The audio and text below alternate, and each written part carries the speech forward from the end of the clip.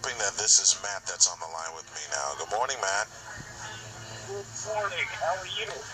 Finally got you on, so I'm happy, but I'm also sad to hear about this. What are some of your favorite memories of Dusty Rhodes?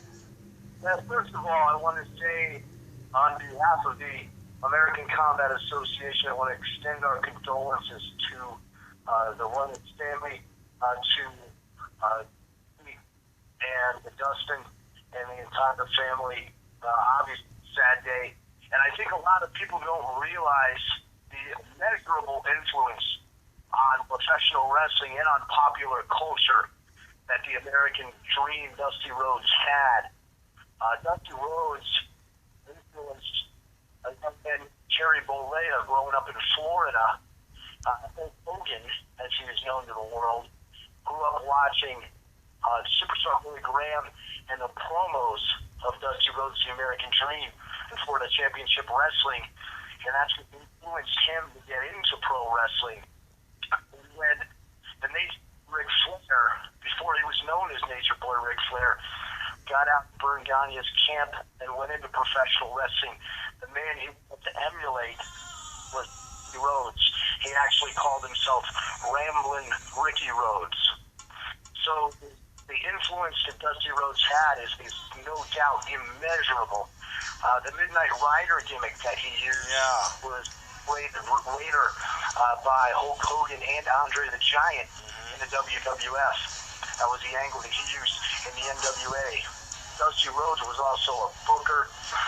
He was behind the scenes and created at World Wrestling Federation. He was a booker in Georgia Championship Wrestling, the National Wrestling Alliance. And the thing about Dusty Rhodes was his blue-collar American dream, the son of a plumber. That whole character, that was him. And that was the ideal scenario to oppose the styling, profiling, jet-stealing, wheeling-dealing son of a gun, the Nature Boy Ric Flair. And if you go back and you look at some of the promos from Dusty Rhodes, like the Hard Times promo that he did. Legendary. It was just amazing, and he was really able to get the fans emotionally involved in his character. And it's a sad day, no doubt, but his legacy continues. Because he was a booker, because he was involved in creative, his legacy continues, but also continues through his sons, through Dustin and Cody, who are currently on the main roster at World Wrestling Entertainment. So it's a sad day, indeed, but we need to remember all of the influence that the American Dream Dusty Rhodes had on professional wrestling. To say that he had an influence is an understatement in this case, and the legendary matches he had with Ric Flair and others, the character of the common man when he came to the WWF in 1989, the polka dot tights is what he'll be remembered by. Now his sons, Cody and Dustin, on the active roster. He left. I can't say it. Can't believe I'm saying the word left. He left a legacy. And I watched some of his early matches. Well, his matches, period, Matt, were just fun to watch. Absolutely. I watched some of his matches earlier this morning. Before I got my day started, I watched his Starrcade match against Dusty Rhodes with Jake Danger as referee. And the way that he moved in the ring as a big man was tremendous. The flip-flop and fly with the elbows and the bionic elbow. He really could get the fans into a match, and he really could keep the fans' attention. He was truly a master in the ring. Matt Granahan joining me via the U.S. Tire and Auto Hotline. This portion of Snowman in the Morning, the late edition, driven by Michigan City Dodge Jeep Chrysler, 700 East U.S. Highway 20 in Michigan City. When he came to the WWF in 1989, polka dots adorned Dusty Rhodes, and a lot of people thought this would embarrass him, but Dusty, being Dusty, took it, embraced it, and ran with it. Oh yeah, and his son really did the same thing with the Gold Dust character.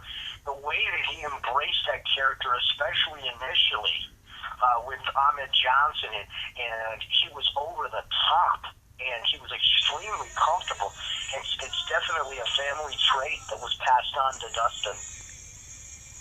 And you can see the characters that were over the top, the Common Man with Dusty, and then with Dustin being Gold Dust, just embodying his father, taking a character and running with it. Like you said, as Dusty's polka dots adorned him in the 80s, Gold Dust adorned Dustin in the 90s, and the legacy continued. It was a weird time then, because you could have a star that was a major star in NWA, and when they came to the WWF, or even vice versa, their past was completely ignored because they never acknowledged one another, the two promotions. It's not like that today, but that's so was back in the 80s. It wasn't that in the territory days, but it was like that with the NWA and the WWF. Talk about Dusty as a creative. Long after his in-ring career was over, he was one of the most creative minds in the business.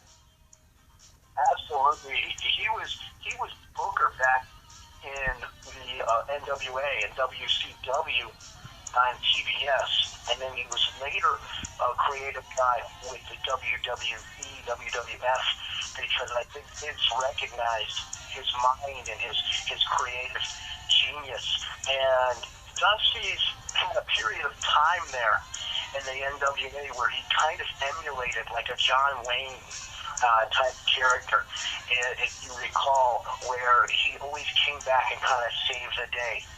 And he was a booker at that time, and he did an outstanding job always keeping the fans engaged and keeping the fans involved in his character.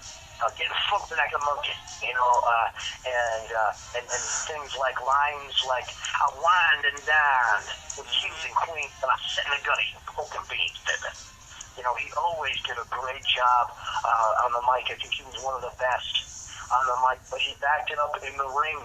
And one thing that Frankie Kane, who was a mentor of mine in professional wrestling, a great Mephisto, who was a generation before Dusty, said about Dusty Rhodes was that Dusty Rhodes appealed to blue collar, and that if Dusty Rhodes had been, a muscular, shredded guy, that he would not have appealed in that way. He appealed to the tough guys, the blue collar tough guys, and he did an outstanding job appealing to them in his promos and in his in-ring work. Yes, he did. And again, it's just hard to talk about him in past tense. What are some of your favorite matches with Dusty Rhodes? My personal favorites are the ones with Ric Flair and the old NWA. I grew up in Norwalk, Connecticut. I grew up only a few miles from Titan Towers, 40 miles outside of Manhattan, only about 6 miles from Stamford, Connecticut. But even though I grew up in the greater New York area, which was WWF, I was a bigger fan growing up of the NWA, and I think younger, starting out in amateur wrestling, I really enjoyed the style of the NWA. It was a more technical wrestling style and much more believable. And some of the matches that Dusty had, like with Ric Flair, some of those Broadways, I mean, he could go an hour long. Those had to be, to me, his best work in professional wrestling. How much fun do you think Dusty had working with Ric Flair in the ring, knowing what they were going to be putting on? I think that those two, it was a work of art when those two were in the ring together. Ric Flair had great matches with a Ricky Steamboat and with some other guys, but his matches with Dusty Rhodes, I think, go down in history as his most memorable matches. And you remember one of the biggest events that they had in the NWA days, and I was hooked on the NWA,